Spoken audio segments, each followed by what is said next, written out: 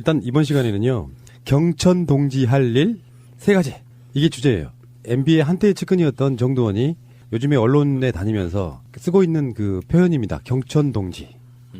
하늘이 놀라고 땅이 흔들리는 그런 정도의 일 3가지가 있다. 그래서 손석희 앵커하고 이제 인터뷰를 하는 장면을 봤는데 이건 뭐 댓글 쭉 보면 너 뭐하러 나왔니? 그러니까 저도 끝까지 봤는데 이게 사람 갖고 장난치는 것도 아니고 스무고개. 정말 기분 나쁘더라고. 이 사람 표정이나 이게 표정 진짜. 나는 끝까지 안 알려줄 거지롱 하면서 이게 딱 정해져 있더라고요. 이게 완전 쓰레기예요, 쓰레기. 근데 뭐야 이 새끼는. 아니 저는 그 정두원 씨한테 굉장히 고마움을 느껴요. 왜냐하면 제가 이 10년 동안 임금님 기는 당나귀 기를 하고 싶었는데 정두원이 운을 띄워줬어. 이제 할 수 있을 것 같아. 지금은 말할 수 있다. 해주세요. 이게 그 정두원이 요즘 MB한테 좀 그 아픈 소리를 하니까 사람들이 정두원을 좀 좋게 생각하는 시각이 생기는 것 같은데 절대 속으면 안 됩니다, 여러분. 똑같은 놈이. 장재원 같은 새끼예요. 장재원 봐요. 그 청문회 때 좀 약간 똑똑해 보인다고 했지만 결국에는 개소리하고 다니잖아요. 그거랑 똑같은 거예요. 이 정두원 씨는요. 제가 전에도 작년엔가 방송에서 한번 얘기를 했는데 박근혜가 정권을 잡고 가장 잘한 일 중에 하나가 여의도 연구소 폐쇄와 정두원 내치기의 완전 성공 이거를 얘기를 했었거든요. 그만큼 사실은 이 여의도 연구소에 정두원이 짱 박혀 있었다면 굉장히 어려울 거예요. 저 새누리류 예전에 지금 자유한국당류의 그 저항도 만만치 않을 거고 그랬었는데 사실은 그게 풍비박산이 나면서 좀 다행이었는데 정두원이 굉장히 좀 야비하고 머리도 사실은 좋아요. 정두원은 그 인터뷰에서 그렇게 얘기하죠. 이게 국민들한테 알릴 내용이라기보다는 MB에게 경고하는 거다. 그런 정도로 이야기하잖아요. 손석희 앵커가 물어요. 계속 댓글이 어떤 분이 그렇게 썼더라고. 스무고개 하는 것처럼. 그런 거야? 아니야. 그런 것도 갖고 아닌 것도 갖고 계속 피해나가는. 근데 거기에서도 중요한 여러 가지 이야기들이 있는데요. 2007년 대선 과정에서 3가지 정도 경천 동지할 일이 있으며 직계 가족이 연루될 수 있다. 뉘앙스가 정두원이 긴가민가하게 뭐 직계 가족이 연루됐을 수도 있고요 말하면 손석희가 확정 지어주는 형태로 직계 가족이 연루됐군요. 이렇게 이런 식으로. 예. 그러니까 정두원은 법적인 거를 살짝 좀 피해 나가면서 손석희는 계속해서 묻는 그런 형태였는데. 근데 이게 MB는 이명박이라고 합시다. 이명박은 정두원이 뭘 알고 있는지 알 거 아니에요. 이게 정두원이 말하려고 하는 그 알죠. 경천 동지할 그게 뭔지에 대해서. 그러니까 정두원은 공개적으로 이제 나는 건드리지 마라. 이런 거 아닐까요? 그렇지. 예. 바로 그거지. 나는 알고 있다. 예. 정두원 씨는 이제 진짜 신변보호 해야 되는 거 아닐까요? 범죄에 있어서 가장 중요한 증거인멸은 예. 알고 있는 당사자를 클리어시키는 거예요. 그러면 가장 안전한 곳인 여기 녹음실로 모시는 게 어떨까요? 엄청 안전하지? 예. 박근혜 정권 내내 우리 녹음실을 찾다가 지쳐가지고 푸나 씹새끼 뭐 이랬다는.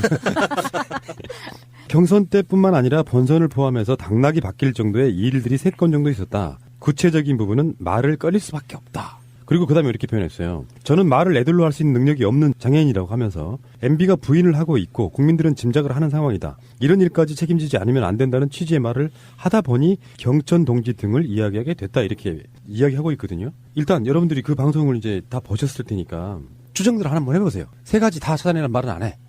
여기서 나온 여러 가지 워딩들이 있어요. 일템 이런 거예요. 손석희 앵커가 물어요. 다스 실소유주 문제와 국정원 특활비 수수 의혹 등은 아무것도 아니라는 말씀 아니냐 이렇게 물으니까 대선 경선뿐만 아니라 본선도 포함되며 돈과도 관련이 있다. 법에 위배되는 일이다. 이렇게 표현했고요. 사람과도 관련이 돼 있는 거죠. 물으니까 사람과도 관련이 돼 있다. 그러면서 그때 웃어요 한번.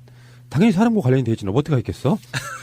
불법적인 건 부정선거일 수 있고 여기서 중요한 이야기가 나와요. 돈을 잘못 받았을 수 있다. 후보 측의 문제인데 가족도 포함될 수 있고 형제는 아닌 듯하다. 그러니까 묻기를 그러면은 이상득과 관련이 있습니까? 등등에 물으니까 그쪽은 아니고 그러면 직계 가족이냐? 너 이렇게 묻는단 말이에요. 근데 이게 문득 가장 첫 번째 들었던 생각은 뭐냐면 실체가 없는 이야기를 맥락도 없이 하는 게 아닐까라는 의심도 해봤어요. 처음에는.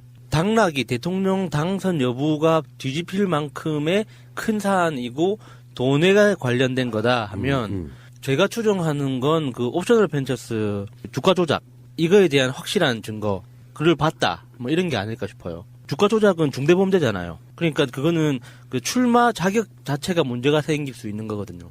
그러니까 뭐 정두원 씨가 이야기했던 그 정도의 경천 동지라는 말에 적합할 정도면 옵셔널 주가 조작 정도 아닐까? 제가 보기에는 사실은 이 옵셔널 벤처스나 BBK 다스 관련한 이야기는 아닌 것 같아요. 왜냐하면 그 내용들은 워낙 광범위하게 나와 있기 때문에 사실은 그거의 실체를 밝히는 거에 그 집중하는 단계이고 지금 그거에 대해서 의문을 품을 상황은 아니거든요. 그러니까 경천 동지가 되려면 지금까지 나오지 않은 사항들이 일 가능성이 높은 거죠. 예, 그래서 제가 이명박 주변에 대해서 관심을 많이 갖고 있었는데 사실 대선 경선 기관과 본선 기관 그 사이에 벌어졌던 경천 동지할 만한 사건이 무엇일까라는 그것을 좀 내용을 좀 정리를 해봤어요. 그동안 머릿속에서만 맹맹 돌던 것들인데 그러면 가능성이 있는 것은 그거거든요. 박근혜 측과의 그 뒤에서 벌어졌던 어마무시한 사건들이 있지 않았을까. 번개탄 사건이라든지 이런 거에 연관돼서 많은 일들이 있었을 것 같고 사실은 경선 기간에 돈 봉투 돌리다가 적발돼서 난리가 난 사건도 있었고 했었거든요. 그런 사건도 있었고 또 한 가지는 사실은 이제 이명박 씨의 가장 그 아픈 고리이기도 해요. 그 아픈 고리이기도 한데 그 부분이 어디냐 하면 김윤옥 씨와 그 속칭 눈찢어진 아이 사이의 관계. 눈찢어진 아이에 관계된 인물들은요. 이 사람이 이제 조성민 씨라고 나오거든요. 30대였었고 70년대생이에요. 70년대 중반생인데 조성민 씨가 있었고 이 연관돼서 검색되는 그 인물들이 있습니다. 안은희 씨가 있고 이모라고 해요. 이분은. 그다음에 이 안은희 씨와 관련된 인물이 안현수 씨, 황필순 씨라는 분들이 있어요. 이 사람들이 어떻게 보면 이 가족들은 이 안 씨 자매와 조성민은 이제 뭐 자기 의지로 그렇게 태어난 건 아니니까. 그런데 이명박과 이 안 씨 자매 그 집안의 사이에 뭔가가 좀 있다. 이 관계는 사실은 이 눈찢어진 아이라고 속칭 얘기하고 있는 숨겨진 자식에 관계된 것뿐만 아니라 이 집안 자체에 약간 우리가 그 범죄 영화에서나 볼 수 있는 좀 독특한 캐릭터를 갖고 있는 집안으로 추정이 되거든요. 그래서 이 사이에서 뭔가 굉장히 깊은 연결고리가 있어요. 우리가 영화로 예를 들면 어떤 특별한 암살 집단 이런 것 같은 그런 냄새가 풍기는 그런 집안이에요. 요런 게 하나가 있고 좀 섬뜩하죠. 그런 부분이 있고 또 하나는 사실 이제 천신일 세죽나무 회장 요 부분에 대해서 돈이 오간 걸로 저는 추측을 하고 있거든요. 그래서 이 돈이 오간 게 이명박이 받았다기보다는 김윤옥이 받아서 큰 문제가 됐던 부분을 감추려고 했던 거 아닌가 저는 그런 추측을 좀 하고 있습니다. 아주 처음 들어보는 경천 돈지할 일이었습니다. 저도 네. 이게 정리하면서 예전에는 그냥 대충 알고 있었는데 정리하면서 좀 소름이 돋아요. 아니, 근데 그 눈 찢어진 아이는 주진우 기자도 만나봤다고 하잖아요. 네. 보는 순간 알아볼 수 있었다고. 조성민 씨라고 실명은 나와 있어요. 네. 이게 왜냐하면 법원에 친자 확인 소송을 들어갔던 기록이 있어요. 그러니까 뭐 그 이야기는 좀 우스갯소리로 할 만한 이야기인데 얼굴을 보면요. 이명박 상과 김윤옥 상을 보면 김윤옥 상은 밋밋하잖아요. 그러면 좀 특별하게 좀 뾰족한 인상을 가진 그 유전자가 쉽게 발현될 가능성이 높아요. 그러니까 이명박 같은 얼굴은 누구하고 결혼을 해도 그 같은 관계에 있어서 그런 모양의 이세가 나올 가능성이 높다 이렇게 말씀드려보고 싶고요. 정도원의 표현 중에 선거 결과를 바꿀 만한 내 나름대로 고민을 해봤거든요. 선거 결과를 바꿀 만한 게 뭐가 있을까요? 간단히 말하면. 대표적으로 표현되는 단어가 있죠. 부정선거. 부정선거도 광범위하기 때문에 댓글도 네. 부정선거인데 저는 이제 그게 돈이 관련된 부분이 굉장히 크다고 봅니다. 그러니까 이렇게 생각해봤다고 나는 내 입장은 그 당시에는 네, 뭐 박근혜 자체가 이제 개표 조작을 했네 안 했네 지금도 논란이 있고 우리들 입장에서 뭔가 수상하다고 이야기해본 부분이지만 경선할 때요 당원들 투표하지만 여론조사도 반영하죠. 네. 근데 왜 둘이 완전 박빙이었거든요. 그 당시에 경선이 완전 박빙이었다고. 예. 그러니까 경선에서 당원들이 찍은 투표와 여론조사 수치 같은 것들이 이렇게 조합이 되는데 만약에 MB 측에서 박근혜와 이명박 사이의 경선에 있어서 결과치를 특히 여론조사 같은 걸 조작했다면 돈을 주고 조작을 하게 했다면 그런 상황이라면 어떻게 하시겠어요? 더군다나 여의도 연구소 내면에 뭐랄까 정도는 그런 쪽에서는 굉장히 빠삭할 수 있다고 생각이 들거든요. 근데 그런 스킬로 만약에 또 다른 방식으로 대선 때도 적용이 됐다면 예를 들어서 제가 정말 이해 안 됐던 게 언론은 어떤 식으로 조작을 해 나가느냐면요. 노무현 대통령 참여정부 말기에 정권의 인기를 어떤 여러 가지 이유로 막 떨어뜨려요. 그래서 그 당시에 선수로 마지막 최종 선택된 정동영 후보 지지율이 대선 때까지도 회복할 기미를 보이지 않고 계속 그 상태를 유지하거든요. 그런데 그 상태를 유지하게 만드는 것이 결국엔 여론조사 기관이잖아요. 실제로는 이명박한테 표 주고 싶지 않은 사람들이 더 많았을 수도 있지만 언론들이 계속 그런 식으로 여론 조작을 해오는 과정에 있어서 그걸 유지하게끔 만들어주는 금전적인 것들이 오가는 자기들끼리 그런 식의 나쁜 조작이 있었다면 이런 걸 밖으로 밝힌다고 하면 그 자체는 대선이 무효화될 만한 정도의 사안 아닙니까? 그렇죠. 그러니까 저는 여론조사 조작을 일단 봐요. 저는 그것보다 좀 더 깊이 들어가서 좀 허황된 얘기일 수도 있는데 사실 그 여론 조작과 비슷하면서도 다른 부분이 그때 당시에 2007년 대통령 선거 17대 대통령 선거가 있는 해 2007년 상황을 보면은요. 누가 봐도 이명박이 대통령이 되는 게 당연한 결과였어요. 그러면 왜 그 당시에 여권 왜 그렇게 지리멸렬했었는가? 여기에 우리 유명하신 분들 많이 나오거든요. 손학규 씨도 나오고요. 거기 안에 뭐 별의별 사람들 다 있습니다. 그런데 지금 가만히 보면은요. 지금 상황으로 보면 그 당시에 여당을 그렇게 지리멸렬하게 만들었던 사람들이 다 지금 민주당에서 탈당해 가 있어요. 그래서 저는 이명박 측에서 그 당시에 여권을 그렇게 찢어발긴 작업 자체를 기획해서 하지 않았나. 물론 그 안에는 돈도 들어가 있겠지만 그 안에 수많은 자기 사람들을 심어놓은 사람들로 인해서 새정치민주연합이 찢어졌던 상황과 비슷하게 완전히 그 당시 여권을 망하게 만들어 놓은 거죠. 그래서 대통령 선거를 사실은 치를 수 없을 만큼 그렇게 난장판을 만들어 놨었어요, 여당이.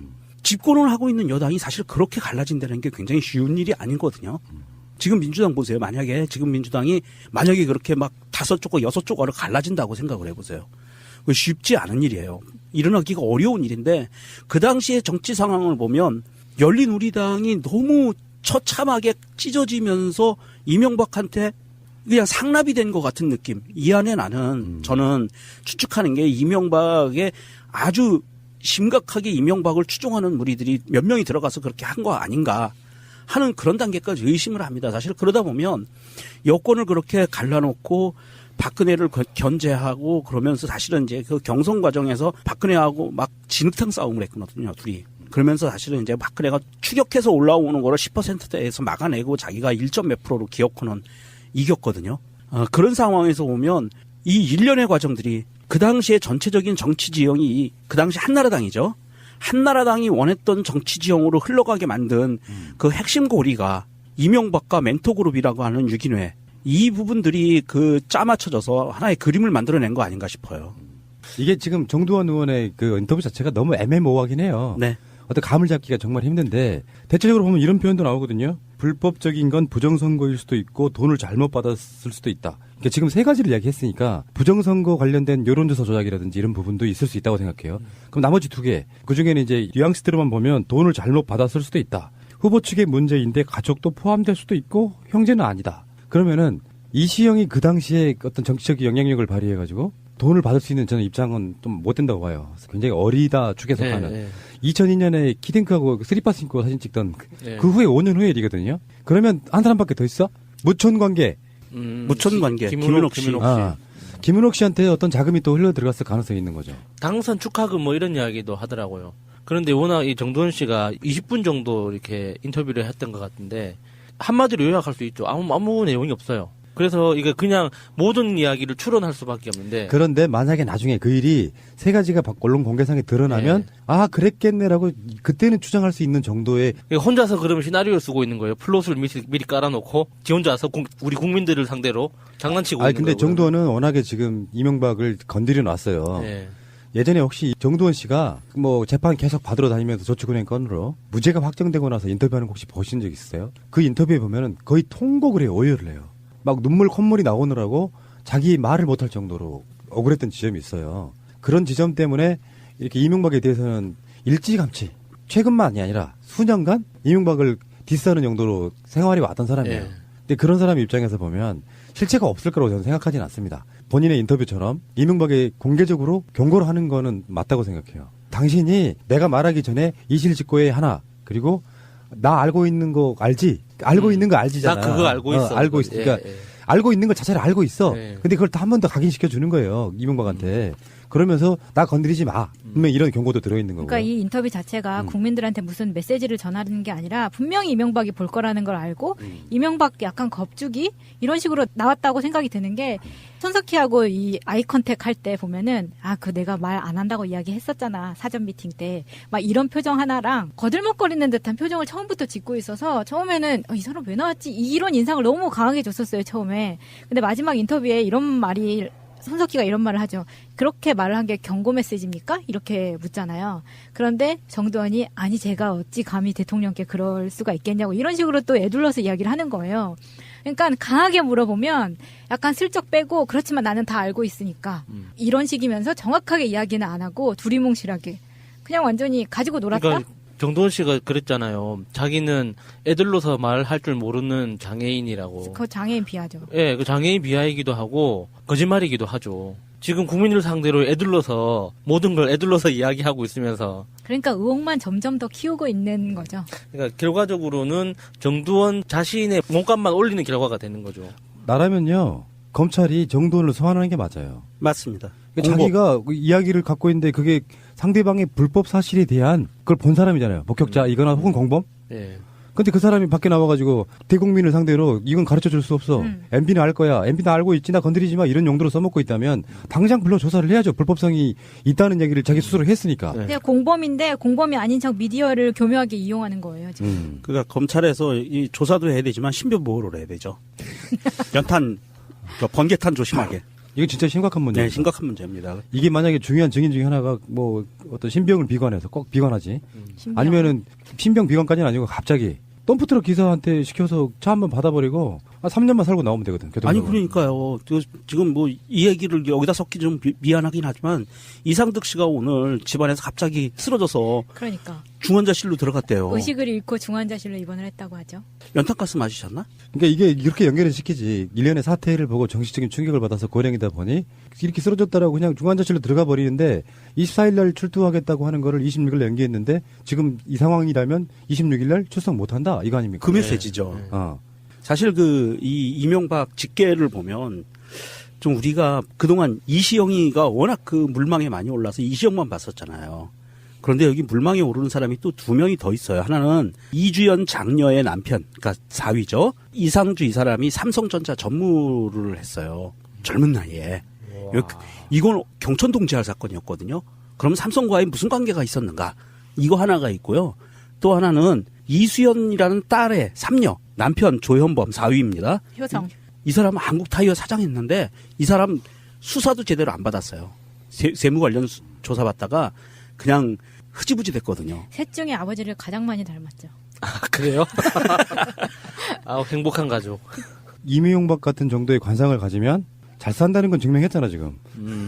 심지어 대선까지 갈 수 있어. 나는 그때 이명박이 대선 후보로 나왔을 때 깜짝 놀랐어요. 책으로만 이명박을 본 적이 있거든. 정치권에 진출하기 전에는 네. 책으로만 나오고 사진이라고 해봐 잘 나온 걸 뿌렸을 거 아니에요. 그렇죠.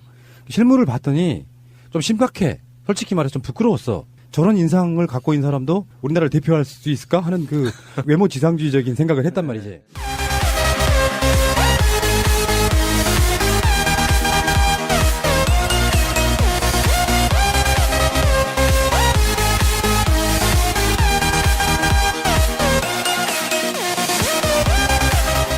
벌어졌던 경천동지할 만한 사건이 무엇일까라는 그것을 좀 내용을 좀 정리를 해봤어요.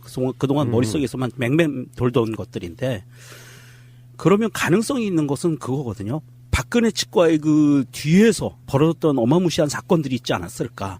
번개탄 사건이라든지 이런 거에 연관돼서 많은 일들이 있었을 것 같고 사실은 경선 기간에 돈 봉투 돌리다가 적발돼서 난리가 난 사건도 있었고 했었거든요.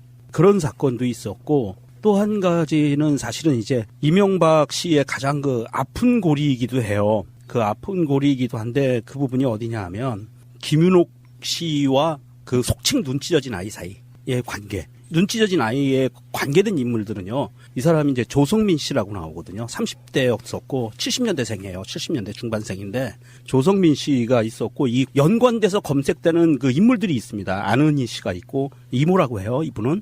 그다음에 이 안은희 씨와 관련된 인물이 안현수 씨, 황필순 씨라는 분들이 있어요. 이 사람들이 어떻게 보면 이 가족들은 이 안 씨 자매와 조성민은 이제 뭐 자기 의지로 그렇게 태어난 건 아니니까. 그런데 이명박과 이 안 씨 자매 그 집안의 사이에 뭔가가 좀 있다. 이 관계는 사실은 이 눈찢어진 아이라고 속칭 얘기하고 있는 숨겨진 자식에 관계된 것뿐만 아니라 이 집안 자체에 약간 우리가 그 범죄 영화에서나 볼 수 있는 좀 독특한 캐릭터를 갖고 있는 집안으로 추정이 되거든요. 그래서 이 사이에서 뭔가 굉장히 깊은 연결고리가 있어요. 우리가 영화로 예를 들면 어떤 특별한 암살 집단 이런 것 같은 그런 냄새가 풍기는 그런 집안이에요. 예, 요런 하사단이라는 말은 안 해. 여기서 나온 여러 가지 워딩들이 있어요. 일등 이런 거예요. 손석희가 물어요. 다스 실소유주 문제와 국정원 특활비 수수 의혹 등은 아무것도 아니라는 말씀 아니냐 이렇게 물으니까 대선 경선뿐만 아니라 본선도 포함되며 돈과도 관련이 있다. 법에 위배되는 일이다 이렇게 표현했고요. 사람과도 관련이 돼 있는 거죠 물으니까 사람과도 관련이 돼 있다. 그러면서 그때 웃어요 한번. 당연히 사람과 관련이 돼 있지. 너 어떻게 하겠어? 불법적인 건 부정선거일 수 있고 여기서 중요한 이야기가 나와요. 돈을 잘못 받았을 수 있다. 후보 측의 문제인데 가족도 포함될 수 있고 형제는 아닌 듯하다. 그러니까 묻기를 그러면은 이상득과 관련이 있습니까? 등등에 물으니까 그쪽은 아니고 그러면 직계 가족이냐? 너 이렇게 묻는단 말이에요. 근데 이게 문득 가장 첫 번째 들었던 생각은 뭐냐면 실체가 없는 이야기를 맥락도 없이 하는 게 아닐까라는 의심도 해봤어요. 처음에는. 당락이 대통령 당선 여부가 뒤집힐 만큼의 큰 사안이고 돈에 관련된 거다 하면 제가 추정하는 건 그 옵셔널 벤처스 주가 조작 이거에 대한 확실한 증거 그를 봤다 뭐 이런 게 아닐까 싶어요. 주가 조작은 중대범죄잖아요. 그러니까 그거는 그 출마 자격 자체가 문제가 생길 수 있는 거거든요. 그러니까 뭐 정도현 씨가 이야기했던 그 정도의 경천 동지라는 말에 적합할 정도면 옵셔널 주가 조작 정도 아닐까? 제가 보기에는 사실은 이 옵셔널 벤처스나 BBK 다스 관련한 이야기는 아닌 것 같아요. 왜냐하면 그 내용들은 워낙 광범위하게 나와 있기 때문에 사실은 그거의 실체를 밝히는 거에 그 집중하는 단계이고 지금 그거에 대해서 의문을 품을 상황은 아니거든요. 그러니까 경천 동지가 되려면 지금까지 나오지 않은 사항들일 가능성이 높은 거죠. 예, 그래서 제가 이명박 주변에 대해서 관심을 많이 갖고 있었는데 사실 대선 경선 기관과 본선 기관 그 사이에 정두원은 그 인터뷰에서 그렇게 얘기하죠. 이게 국민들한테 알릴 내용이라기보다는 MB에게 경고하는 거다. 그런 용도로 이야기하잖아요. 손석희 그가 물어요. 계속 댓글이 어떤 분이 그렇게 썼더라고. 스무고개 하는 것처럼. 그런 거야? 아니야. 그런 것도 갖고 아닌 것도 갖고 계속 피해나가는. 근데 거기에서도 중요한 여러 가지 이야기들이 있는데요. 2007년 대선 과정에서 3가지 정도 경천 동지할 일이 있으며 직계 가족이 연루될 수 있다. 뉘앙스가 정두원이 긴가민가하게 뭐 직계 가족이 연루됐을 수도 있고요 말하면 손석희가 확정 지어주는 형태로 직계 가족이 연루됐군요. 이런 식으로. 예. 그러니까 정두원은 법적인 거를 살짝 좀 피해 나가면서 손석희는 계속해서 묻는 그런 형태였는데. 근데 이게 MB는 이명박이라고 합시다. 이명박은 정두원이 뭘 알고 있는지 알 거 아니에요. 이게 정두원이 말하려고 하는 그 알죠. 경천 동지할 그게 뭔지에 대해서. 그러니까 정두원은 공개적으로 이제 나는 건드리지 마라. 이런 거 아닐까요? 그렇지. 예. 바로 그거지. 나는 알고 있다. 예. 정두원 씨는 이제 진짜 신변보호 해야 되는 거 아닐까요? 범죄에 있어서 가장 중요한 증거인멸은 예. 알고 있는 당사자를 클리어시키는 거예요. 그러면 가장 안전한 곳인 여기 녹음실로 모시는 게 어떨까요? 엄청 안전하지? 예. 박근혜 정권 내내 우리 녹음실을 찾다가 지쳐가지고 푸네 씹새끼 뭐 이랬다는. 경선 때뿐만 아니라 본선을 포함해서 당락이 바뀔 정도의 일들이 3건 정도 있었다. 구체적인 부분은 말을 꺼릴 수밖에 없다. 그리고 그 다음에 이렇게 표현했어요. 저는 말을 애들로 할 수 있는 능력이 없는 장애인이라고 하면서 MB가 부인을 하고 있고 국민들은 짐작을 하는 상황이다. 이런 일까지 책임지지 않으면 안 된다는 취지의 말을 하다 보니 경천 동지 등을 이야기하게 됐다. 이렇게 이야기하고 있거든요. 일단 여러분들이 그 방송을 이제 다 보셨을 테니까 추정들 한번 해보세요. 3가지 다. 한 게 하나가 있고 좀 섬뜩하죠. 그런 부분이 있고 또 하나는 사실 이제 천신일 세중나무 회장 요 부분에 대해서 돈이 오간 걸로 저는 추측을 하고 있거든요. 그래서 이 돈이 오간 게 이명박이 받았다기보다는 김윤옥이 받아서 큰 문제가 됐던 부분을 감추려고 했던 거 아닌가. 저는 그런 추측을 좀 하고 있습니다. 아주 처음 들어보는 경천 동지할 일이었습니다. 저도 네. 이게 정리하면서 예전에는 그냥 대충 알고 있었는데 정리하면서 좀 소름이 돋아요. 아니, 근데 그 눈 찢어진 아이는 주진우 기자도 만나봤다고 하잖아요. 네. 보는 순간 알아볼 수 있었다고. 조성민 씨라고 실명은 나와 있어요. 네. 이게 왜냐하면 법원에 친자 확인 소송을 들어갔던 기록이 있어요. 그러니까 뭐 그 이야기는 좀 우스갯소리로 할 만한 이야기인데 얼굴을 보면요. 이명박 상과 김윤옥 상을 보면 김윤옥 상은 밋밋하잖아요. 그러면 좀 특별하게 좀 뾰족한 인상을 가진 그 유전자가 쉽게 발현될 가능성이 높아요. 그러니까 이명박 같은 얼굴은 누구하고 결혼을 해도 그 같은 관계에 있어서 그런 모양의 2세가 나올 가능성이 높다 이렇게 말씀드려보고 싶고요. 정도원의 표현 중에 선거 결과를 바꿀 만한 내 나름대로 고민을 해봤거든요. 선거 결과를 바꿀 만한 게 뭐가 있을까요? 간단히 말하면. 대표적으로 표현되는 단어가 있죠. 부정선거. 부정선거도 광범위하기 때문에 댓글도 예. 부정선거고 부정선거인데 저는 이제 그게 돈이 관련된 부분이 굉장히 크다고 봅니다. 그러니까 이렇게 생각해봤다고 나는 내 입장은 그 당시에는 네, 뭐 박근혜 자체가 이제 개표 조작을 했네 안 했네 지금도 논란이 있고 우리들 입장에서 뭔가 수상하다고 이야기해본 부분이지만 경선할 때요 당원들 투표하지만 여론조사도 반영하죠. 네. 근데 왜 둘이 완전 박빙이었거든요. 그 당시에 경선이 완전 박빙이었다고. 예. 그러니까 경선에서 당원들이 찍은 투표와 여론조사 수치 같은 것들이 이렇게 조합이 되는데 만약에 일단 이번 시간에는요 경천 동지할 일 세 가지 이게 주제예요. MB의 한때의 측근이었던 정두원이 요즘에 언론에 다니면서 쓰고 있는 그 표현입니다. 경천 동지.